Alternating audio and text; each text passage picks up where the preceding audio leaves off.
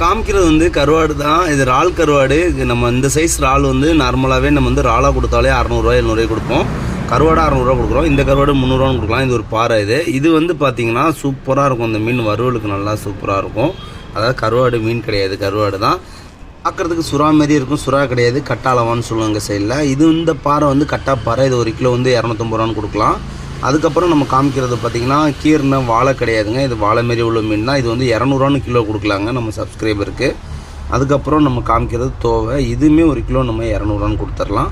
அதுக்கப்புறம் நம்ம என்ன மீன் காட்டுறோம்னு பார்த்திங்கன்னா இந்த மாதிரி பொடி மீன் எல்லாமே வந்து 150 200 அது மாதிரி கொடுக்கலாம்.